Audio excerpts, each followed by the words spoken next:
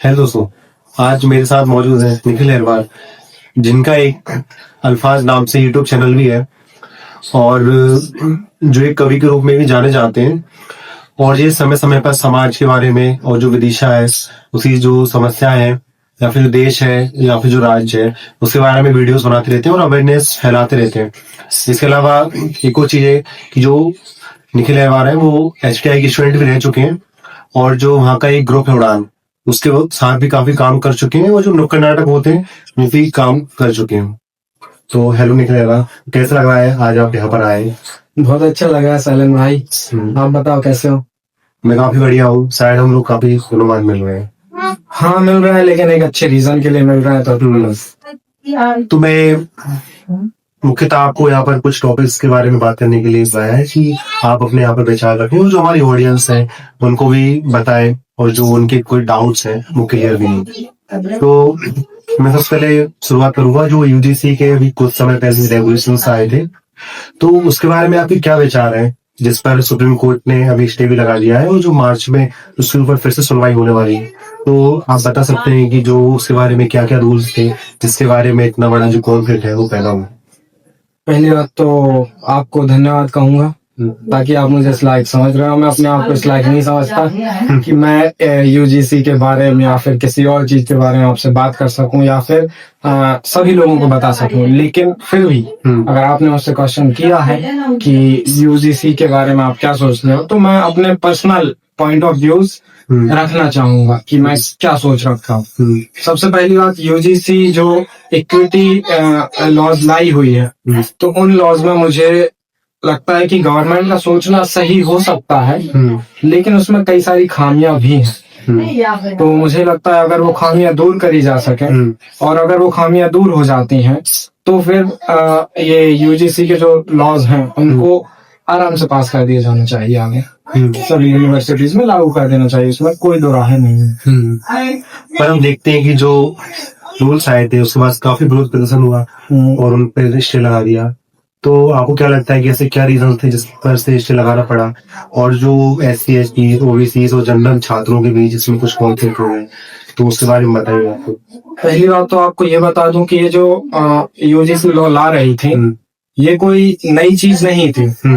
2012 में भी एक ऐसी एडवाइजरी जारी करी गई थी, लेकिन ऐसा नहीं था कि वो एक लॉ के रूप में इम्प्लीमेंट हो गई हो। वो बस एक एडवाइजरी थी जो कि यूनिवर्सिटीज को दी जाती थी कि आपकी यूनिवर्सिटी में अगर ऐसा हो रहा है, कोई गलत चीज हो रही है, तो आप एक नैतिक मूल्य बनाओ, आप कोई नैतिक रूल्स बनाओ जो आप अपने कॉलेज में इम्प्लीमेंट कर सको। उसमें भी उनकी कई सारी कमेटीज होती थी कॉलेजेस में और आप उसमें शिकायत कर सकते हैं। लेकिन उसकी फिर स्टूडेंट सिर्फ शिकायत कर देते हैं, शिकायतों का निराकरण हो रहा है, उन पे कोई एक्शन हो रहा है, उसका कोई आगे प्रावधान नहीं था। तो सुप्रीम कोर्ट ने रोहित वेमुला या फिर पायल हुई उनके केस के बाद सुप्रीम कोर्ट ने केंद्र की सरकार को बोला कि आप एक ऐसा स्ट्रिक्ट लॉ लाओ जिससे ये सभी चीजें एक बाईपास ना कर पाए चीजों को। अगर कोई जातिगत भेदभाव झेल रहा है, कोई धार्मिक भेदभाव झेल रहा है अपनी यूनिवर्सिटी में, वो वहां पढ़ने गया है, कोई भेदभाव झेलने तो नहीं गया, तो अगर वो झेल रहा है तो उसको कई सारे प्रावधान लाओ ताकि वो एक सिक्योर्ड स्टडी ले सके। सिक्योर्ड एजुकेशन का उसका हक है, तो वो ले सके। आर्टिकल 14, 15, 16 जो उसको राइट देते हैं वो राइट ले सके उसको। तो जैसे ही ये लॉज आए तो इसमें मुझे ऐसा लगता है कि कई सारी जल्दबाजियां हुई हैं, क्योंकि सुप्रीम कोर्ट डंडा लेकर खड़ी हुई थी। तो मुझे लगता है कि केंद्र सरकार दबाव में थी और जल्दबाजी में ये लॉ लेकर आए, जो कि स्टूडेंट्स में और भी ध्रुवीकरण का काम कर रही है। तो आप बता सकते हैं कि इसमें प्रमुख कमियां थी वो क्या थी? ठीक है, जैसे कमियों की अगर मेरे हिसाब से बात की जाए तो इसमें एक चीज है कि अगर मान लीजिए मैं एक SC ST का बंदा हूँ और मैं आप पे एक फॉल्स एलिगेशन लगा देता हूँ मैंने आप पे लगाया कि भाई ये मुझे जातिगत तौर पे कुछ गालियां दे रहा है या जाति सूचक गालियां दे रहा है, ये आपने नहीं किया है, लेकिन मेरी आपसे आपसी रंजिश है, या फिर कोई अपर कास्ट का ही मुझसे बोलता है कि भाई इससे मेरी दुश्मनी है, हम दोनों दोस्त हैं, तो मैं SC/ST का हूँ तो इस चीज का प्रॉफिट उठा सकता हूँ, SC/ST या OBC जिस भी वर्ग से हूँ मैं, इस चीज का प्रॉफिट उठाकर आप पे मैं कोई भी कार्रवाई करवा सकता हूँ। तो ये कितना गलत होगा कि आप पे कार्रवाई हो। और मान लो अगर एक कमेटी बैठी, उस कमेटी में बोल दिया गया कि मैंने झूठ बोला था, बाद में मुझ पर कोई भी कार्यवाही नहीं होगी, या फिर होगी भी तो इसका कोई क्लियर गाइडलाइंस जारी नहीं करी गई UGC के द्वारा कि अगर कोई फॉल्स एलिगेशन लगाया है तो इस पर कोई कार्रवाई होगी।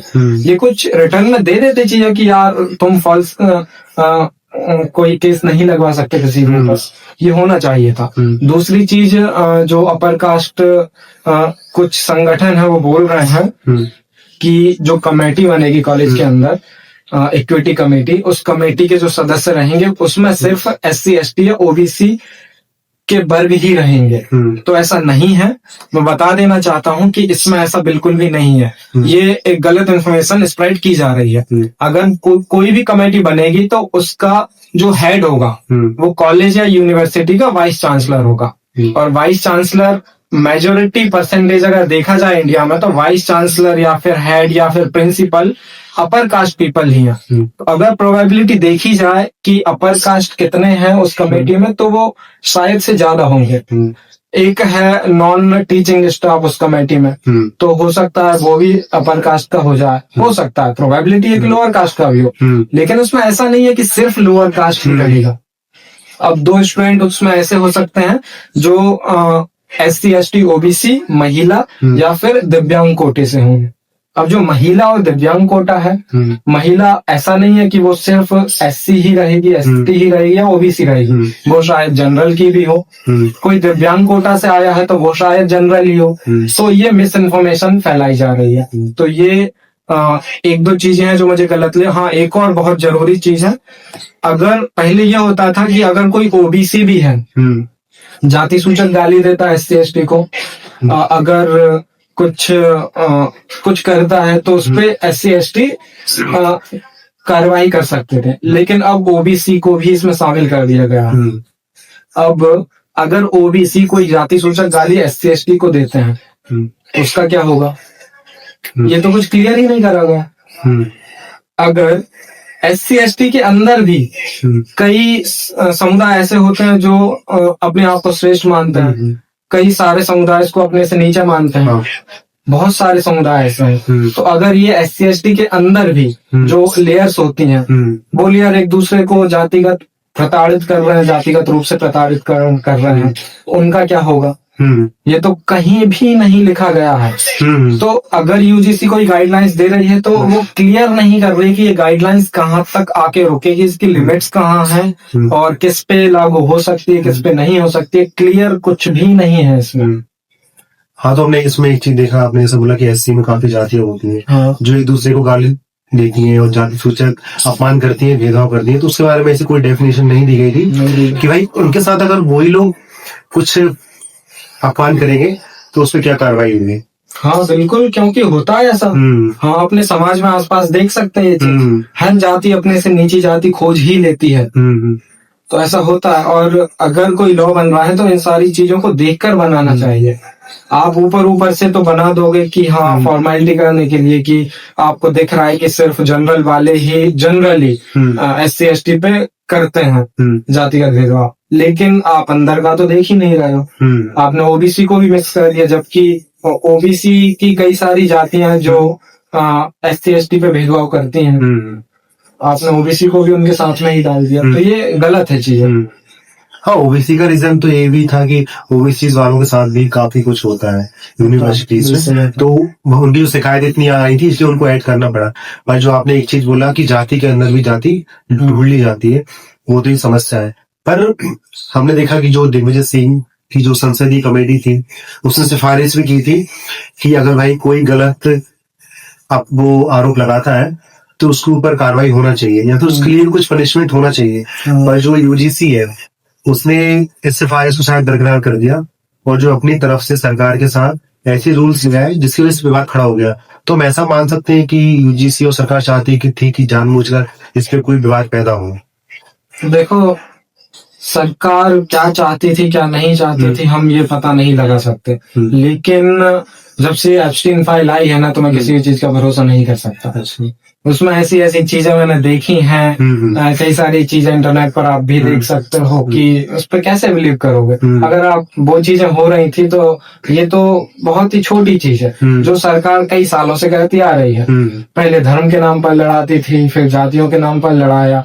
अब अगर धर्म और जाति बात कर रहे हैं कि हम साथ में आए, तो वो चाह रही हैं कि कौन बात उठाएगा, स्टूडेंट्स उठाएंगे, तो स्टूडेंट्स को भी बांट दिया जाए। क्योंकि ये लो पहले भी था ना भाई, एडवाइजरी पहले भी थी, SC/ST एक्ट पहले भी था। पहले तो ऐसा नहीं हो रहा था कि सभी सवर्ण क्लास के लोग सड़कों पर उतर गए हों और इतना भूचाल मच गया हो। चल रहे थे वो लोग। जैसे दहेज प्रथा है, दहेज प्रथा के विरोध एंटी डॉरी एक्ट जो है, उसमें भी ऐसे ही होता है। अगर कोई लड़की शिकायत कर दे रही है तो उसमें भी कार्यवाही हो ही जाती है। अगर आप दोषी हो या दोषी नहीं भी हो तो भी आप पे कार्रवाई हो रही है, उसका भी मिसयूज होता है। तो ऐसा तो है नहीं कि वो एक्ट खराब है, एक्ट की मंशा अच्छी है और उसमें कई महिलाएं उसका दुरुपयोग करती हैं। तो इस रूल में भी मंशा शायद सरकार की अच्छी रही हो, लेकिन उसका इम्प्लीमेंटेशन या फिर उसको समझाने में जो लैक ऑफ अवेयरनेस है या फिर लैक ऑफ इंफॉर्मेशन स्प्रेड हो रही है, वो दिक्कत का काम कर रही है। इसलिए फिर सुप्रीम कोर्ट ने जब ध्रुवीकरण का ये सब हो रहा है, इसलिए उस पर स्टे लगाया और सरकार से बोला भी कि आप एक बार इसको देखो, आपने जो किया है उसको फिर से रिव्यू मोड में लाओ। तो ऐसा होना चाहिए कि उसका फिर से रिव्यू होके शायद फिर से वो इम्प्लीमेंटेशन में आ जाए। पता नहीं हो पाएगा कि नहीं हो पाएगा। हाँ, जो अभी मार्च में नेक्स्ट यूजीसी के रूल्स है उसमें सुनवाई होने वाली है। अगर सुप्रीम कोर्ट उस पर से इसे हटा लेता है या फिर गवर्नमेंट कुछ चेंजेस करके उसको फिर से लाने की कोशिश करती है, तो जो हमारे एजुकेशन इंस्टीट्यूशन है उस पर लॉन्ग टर्म क्या इफेक्ट इसका पड़ सकता है, और जो स्टूडेंट्स है उनका क्या इस पर नेक्स्ट वो रोल रहेगा। देखो, अगर हम लॉन्ग टर्म इफेक्ट का बोले तो मुझे ऐसा लगता है कि इसका अच्छा ही इफेक्ट पड़ेगा। ऐसा कोई बुरा इफेक्ट नहीं पड़ने वाला है, क्योंकि आज की जो जेन ज़ी पीढ़ी है वो थोड़ा जाति से ऊपर उठ के बात कर रही है। ठीक है, तो जब वो लोग कॉलेजेस में आएंगे तब ऐसा तो रहेगा नहीं कि भाई जानबूझकर आप किसी पे आरोप प्रत्यारोप कर रहे हो, क्योंकि तब वो स्टूडेंट लाइफ में रहते हैं और स्टूडेंट लाइफ में कोई नहीं चाहता कि फालतू पचड़ों में पढ़े हो। ना अपर कास्ट चाह रहा है ना लोअर कास्ट, वो पढ़ने आए हुए तो वो पढ़ाई करेंगे यार। और अगर किसी के साथ फिर भी ऐसा हो रहा है तो उनको ये लॉज प्रोटेक्ट करेंगे। तो बहुत अच्छी चीज रहेगी इन फ्यूचर। और धीरे धीरे करके जैसे जैसे जातियां हटती जाएंगी वैसे वैसे ये सारे जो जाति से कास्ट रिलेटेड लॉज हैं वो भी बहुत कम होते जाएंगे। तो लॉन्ग टर्म इफेक्ट इसका अच्छा ही रहेगा। हाँ, जो एक और इसमें थोड़ा क्वेश्चन ये निकल कर आता है कि जो यूजीसी रूल्स है वो आए और उनका स्टे भी लग गया है ना, और नेक्स्ट सुनवाई भी आने वाली है। पर जो देश की जितनी भी पॉलिटिकल पार्टीज हैं, चाहे कांग्रेस हो, चाहे बीजेपी हो, चाहे जो भी पार्टीज हो, समाजवादी पार्टी, तो ऐसी कोई सी पार्टी नहीं थी जिसने अपना खुलकर स्टैंड रखा हो कि उसके पक्ष में बोला हो या विपक्ष में बोला हो। मतलब उसके टॉपिक पर ही किसी ने बात नहीं रखी। मतलब एक पार्टी थी जो आजाद समाज पार्टी, उसने अपनी खुलकर बात रखी। तो हम मान सकते हैं कि जो देश में वोट बैंक की राजनीति है वो अभी पूरी की पूरी बनी हुई है। कोई नहीं चाहता है कि जो प्रकाश का वोट है वो उसके पार्टी से जाए, या फिर वो SC ST OBC का वोट है तो उसकी पार्टी से जाए। देखो, अब हमारे देश में की विडम्बना ये है कि हम अगर कोई प्रॉब्लम है तो पहली बात तो हम मानते ही नहीं कि वो कोई प्रॉब्लम है, तो उसका सॉल्यूशन कहाँ से आएगा। अगर आप किसी चीज को प्रॉब्लम ही नहीं मानोगे तो उसका सॉल्यूशन नहीं निकाल सकते। वैसा ही कुछ जातिगत भेदभाव पे है। कोई भी पार्टी नहीं चाहती कि वो खुद से अपना एक स्टैंड क्लियर करे कि इस देश में जातियां नहीं होनी चाहिए, क्योंकि अगर उन्होंने बोला जातियां नहीं होनी चाहिए तो शायद कोई समुदाय विशेष इस चीज के विरोध में आ जाए, उनका वोट बैंक छिन जाए। कोई भी पार्टी ये नहीं चाहती कि उसका वोट बैंक उसके हाथ से छिने। अगर वो SC ST OBC के साथ रहेंगी तो जनरल वोट बैंक जो कि एक पूंजीपति तबका है पूंजीपति तबके का वोट बैंक इनके हाथों से चला जाएगा। हो सकता है कई सारा जो चंदा इनको मिलता है उस तबके से वो चंदा इनको ना मिले। अगर ये इनके साथ चले जाते हैं खुले तौर पर, जनरल कैटेगरीज या सवर्ण समाज, जो सो कॉल्ड सवर्ण समाज अपने आप को बोल रहे हैं, उनके साथ चले जाते हैं, तो फिर इनका सीधा तौर पर SC ST OBC के वोट बैंक का नुकसान होगा। तो हर पार्टी ये चाहती है, अगर आप भी अपनी पार्टी बनाओगे, मैं भी अपनी पार्टी बनाऊंगा, तो इस चीज में हम अपना स्टैंड क्लियर नहीं रख पाएंगे, क्योंकि हमें डर रहेगा कि ये हमारा एक वोट बैंक का हिस्सा जा रहा है, या हमारा चंदे का एक बहुत बड़ा पार्ट निकल रहा है हमारे अकाउंट से। तो इसलिए वो लोग अपना एक स्टैंड क्लियर नहीं रख पा रहे हैं। तो मान सकते हैं कि जो राजनीति है वो बिना जाति धर्म के तो की नहीं जा सकती है। अगर कोई करने की कोशिश भी करेगा तो जैसा हाल अभी बिहार में प्रशांत किशोर की पार्टी का हुआ है वैसा ही हाल होगा। हाँ, सीधे तौर पर, क्योंकि प्रशांत किशोर ने कौन सी कोशिशें नहीं करी। उन्होंने एजुकेशन की बात करी, उन्होंने डेवलपमेंट की बात करी, उन्होंने बोला कि हम रोजगार प्रोवाइड करेंगे, हम रोजगार पैदा करेंगे। हम फ्री बीज की उन्होंने बात नहीं करी कि हम भाई फ्री में ये बांटेंगे, फ्री में वो बांटेंगे। लेकिन एट द एंड क्या हुआ, बिहार की जनता ने उसी को वोट दिया जो उनकी जाति से आता है या फिर जो उनको पैसे फ्री बीज बांट रहा है। जनता जब तक सही नहीं रहेगी तब तक जनता में से निकलने वाला नेता सही नहीं हो सकता। अगर जनता एजुकेटेड है, अगर जनता बहुत अच्छे साक्षर है, अगर जनता की सोच खुले विचारों वाली है, तो उनमें से निकलने वाला नेता भी एक पढ़ा लिखा व्यक्ति होगा, एक खुले विचारों वाला व्यक्ति होगा, वो डेवलपमेंट पसंद करेगा। अगर जनता जाति के ऊपर ही वोट देगी, अगर जनता पैसे लेकर ही वोट देगी, तो चुनावों के बाद जनता को सामना करना पड़ेगा इस चीज का कि नेता जिसने इनको पैसे बांटे हैं अब उसके राज में पैसे लिए जा रहे हैं। अगर आपने सड़क के ऊपर वोट नहीं दिया है तो आप भूल जाइए कि आप उसको नेता बनाने के बाद उससे सड़क बनवा लेंगे, नहीं हो सकता है। तो जनता को भी अपने आप में बदलाव करना पड़ेगा। अगर कोई प्रशांत किशोर जैसा खड़ा हो रहा है तो उसको जिताइए ना, उसको एक मौका देके देखिए। अगर हो सकता है वो भी गलत निकले, लेकिन एक मौका तो दो एटलीस्ट। क्वेश्चन और मेरा आपसे कि जो इंडिया का एजुकेशन सिस्टम है वो अभी तक ऐसा कोई इफेक्ट तो नहीं डाल पाया है कि जो देश में भगत सिंह, सुभाष चंद्र बोस जैसे लोग पैदा हो, जो जाति धर्म से ऊपर बात करें, लोगों के लिए काम करें, या फिर जो राजनीति है वो करे, जिससे कि जो देश है जिसको अभी तक सबसे बड़ा जो खतरा हुआ है वो जाति धर्म से हुआ है, उसकी राजनीति से हुआ है। क्योंकि ऐसे नेता लोग आके बैठे हैं जिसने सिर्फ अपना फायदा किया है या फिर अपना वोट बैंक बनाया है। जो नॉर्मल लोग हैं देश के उनके लिए तो काम ही नहीं किया है, जो लोग जैसे थे वैसे ही है, और वो समस्या अभी तक झेल रहे हैं। तो आप क्या बोलना चाहेंगे, जो इंडिया का एजुकेशन सिस्टम है उसमें दिक्कत है या फिर जो एजुकेशन सिस्टम को चलाने वाले टीचर्स हैं उनमें दिक्कत है? अभी प्रेजेंट में देखा जाए तो अगर एजुकेशन सिस्टम हम देखें तो प्रैक्टिकली नहीं है अच्छा ये। क्योंकि अगर आप किसी को सिर्फ किताबी कीड़ा बना रहे हो, किताब में जो लिखा है उसको रटवा रहे हो, रटन विद्या चल रही है, तो वो एक विकसित, अगर आपको एक विकसित देश बनना है तो वो आपके लिए बिल्कुल अच्छा नहीं है। और दूसरी बात, आपको आपके एजुकेशन सिस्टम में जो भी सिलेबस है वो आपको कभी कट्टरपंथ की तरफ नहीं ले जाएगा। किताबों में नहीं लिखा है कि फलानी जाति ये है, फलानी जाति वो है, अपर कास्ट होते हैं, वो नहीं होता। स्कूल्स लगते हैं 6 घंटे 8 घंटे के, स्कूल और यूनिवर्सिटी। बच्चा जो भी सीखता है वो अपने आसपास के समाज से सीखता है, अपने घर में सीखता है। अगर उसे तो किताबों पर तो दोष देना बिल्कुल भी गलत बात है, लेकिन हाँ उस चीज को अगर आप रट्टन विद्या कर रहे हो उसको प्रैक्टिकल नॉलेज में इम्प्लीमेंटेशन करोगे तो हमारा एजुकेशन सिस्टम बहुत अच्छा हो सकता है। दूसरी बात जो मैंने कही कि कोई बच्चा होता है वो अपने समाज से सीखता है। अब किताब में जो भी लिखा है बच्चा तो अगर किताब से ही सीख रहा होता तो वो अच्छा सीखता, लेकिन किताब को पढ़ाने वाला जो एजुकेटर है, जो टीचर है, उसमें प्रॉब्लम है। अगर आपके टीचर्स ही आप को सिखाएंगे कि ये धर्म ऐसा है, ये जाति ऐसी है, इस धर्म के लोग अच्छे नहीं हैं, या फिर हमें हिंदू राष्ट्र की तरफ बढ़ना है, हमें मुस्लिम राष्ट्र की तरफ बढ़ना है, अगर आपके शिक्षण संस्थान ही आपको ये सब सिखाएंगे तो बहुत ही बेकार प्रभाव पड़ेगा ये हमारे देश पर, देश के भविष्य पर। और अगर बच्चे स्कूल्स में ही यही सीखेंगे तो फिर कॉलेजेस में आके ऐसा कोई जादू तो हो नहीं जाएगा कि वो एकदम से बदल गए। उनका बेस ही कमजोर कर दिया गया है, तो वो आगे चल के कहाँ तक देश के विकास में सहयोग कर पाएंगे। और ऐसा ही हो रहा है। आप अगर जो भीड़ बागेश्वर धाम में लग रही है, जो भी भीड़ हमारे यहाँ जो सीहोर है कोपेश्वर धाम में लग रही है, वो भीड़ एआई समिट में क्यों नहीं लग रही है? अगर कोई टेक्नोलॉजिकल कोई इवेंट हो रहा है उसमें भीड़ क्यों नहीं लग रही है? वो यही कारण है, क्योंकि हमने हमारा बेस ही कमजोर कर दिया है।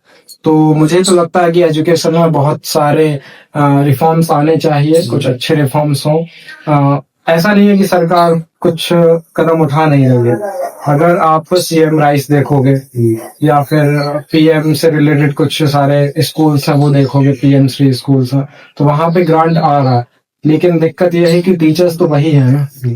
तो वही मेरा दूसरा क्वेश्चन है, सरकार तो अपनी तरफ से एफर्ट्स डाल रही है और अच्छा बजट भी दे रही है और सुविधाएं भी दे रही है, पर जो मुझे सबसे बड़ी प्रॉब्लम एक नजर आती है कि जो टीचर्स है, वो जो टीचर्स बनने का पैरामीटर है वो भी ज्यादा ऐसा कोई खास नहीं है। अगर कोई व्यक्ति है वो प्राइवेट भी अगर डीएड बीएड करता है तो वो भी एक टीचर बन सकता है, जिसको पता नहीं है कैसे पढ़ाना है, जो देश का बच्चा है, स्टूडेंट है, उसको कैसे क्या क्रिएट करना है जिससे आके जो देश का अच्छा रिसोर्स बन सके और देश के लिए काम कर सके।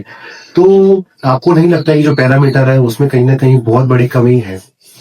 हाँ, कमी तो है ही। हमें सरकार को एक पैरामीटर सेट कर देना चाहिए कि अगर आपने डीएड कर भी लिया है तो आपका एक एग्जाम हो, एग्जाम में आपके इतने परसेंटेज हो, आपका एक मॉक टेस्ट होना चाहिए, आपके इंटरव्यूज होने चाहिए, आपकी पूरी तरह से गुणवत्ता को चेक कर लेना चाहिए। जिस तरह से टीचर है, मेरे ख्याल से आज जो भी टीचर बनना चाहता है वो एक सरकारी सैलरी लेने के लिए टीचर बनना चाहता है। जिस तरह से एसएसबी इंटरव्यूज होते हैं, आर्मी में होते हैं, यूपीएससी के इंटरव्यूज होते हैं, उस लेवल का इंसान टीचर होना चाहिए, ताकि उसमें ये जातिगत भेदभाव, धार्मिक भेदभाव वाला कोई भी चीज उसके मन में ना बैठी हो। ऐसा नहीं है कि उन लोगों में ये चीजें नहीं होती, लेकिन उनको पढ़ाने का तो तरीका अच्छे से आता है ना। तो एक टीचर की योग्यता उस स्तर की होनी चाहिए। दूसरी बात, आज टीचर कौन बन रहे हैं? जैसे अगर कोई स्टूडेंट है, उसने बीटेक कर लिया है, उसने कोई और डिग्री कर ली है, बीए कर लिया है, बीएससी कर लिया, तो उसका ऐसा रहेगा कि अगर मेरी फील्ड में जॉब नहीं लगी तो एक ऑप्शनल मैं टीचर तो बन ही जाऊंगा। वो अपना एक इंस्टीट्यूट खोल लेता है, कॉलेज खोल लेता है, या फिर कोचिंग इंस्टीट्यूट खोल लेता है। तो अब हमारे देश में बहुत हो रहा है, कोई भी उठ के आता है, कोचिंग इंस्टीट्यूट डाल लेता है, और कई सारे बच्चों को उससे प्रॉफिट भी होता है, लेकिन मेजोरिटी ऐसा रहता है कि बच्चों को काफी नुकसान झेलना पड़ जाता है।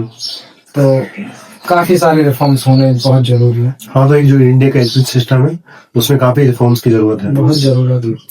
और एक शायद सबसे आखिरी क्वेश्चन से मेरा ये रहेगा आपसे, जिसमें हमने शुरुआत में बात की थी और जो हमारे पूरे टॉपिक में मेन बात रही जाति धर्म, तो जो भी आपने बात की थी चेंजेस ला सकते हैं, पर हम देखते हैं कि जो दिल्ली यूनिवर्सिटीज के अभी कुछ केसेस हुए थे जहाँ पर रुचि तिवारी और जो स्टूडेंट यूनियन थी अंजलि वगैरह, उनमें काफी विवाद हुआ। तो हम देख सकते हैं जेएनजीज के लोग हैं, कुछ लोग हैं जो कास्ट सुप्रीमेसी की तरफ जा रहे हैं, और ऐसा नहीं है सिर्फ जनरल एससी एसटी ओबीसी, हर वर्ग में ऐसे लोग हैं जो कास्ट सुप्रीमेसी की तरफ जा रहे हैं।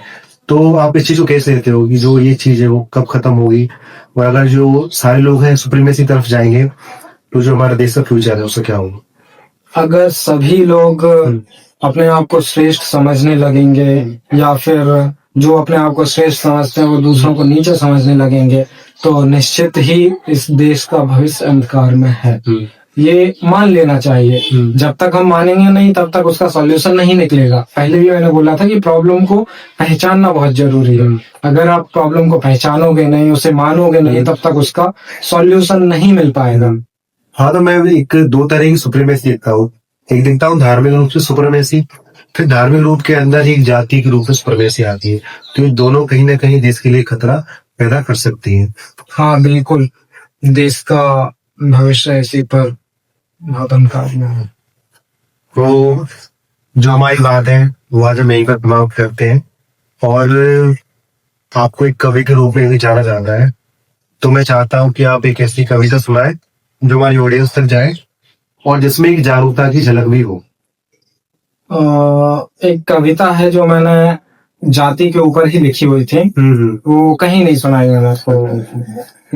हो सकता है जो सुनाइए, जो हमारी ऑडियंस है वो भी सुनेगी उसको। एक्चुअली मुझे याद नहीं है तो मैं देखकर सुनाऊंगा आपको। तो इसका शीर्षक है जाति है कि जाति ही नहीं।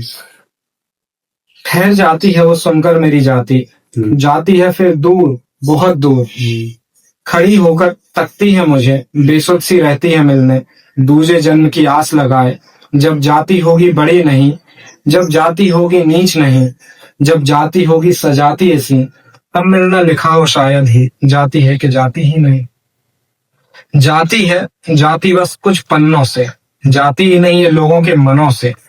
नीच जाति भी खोज लेती है खुद से ज्यादा नीचा कुछ, ऊंची जाति मान लेती है खुद को ही सब कुछ।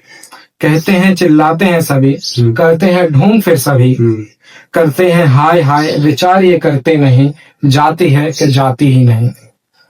रोको वो भंगी है, रुको वो भंगी है, हमसे भी नीचे आता है, उसका छिला खाना अथू कौन खाता है।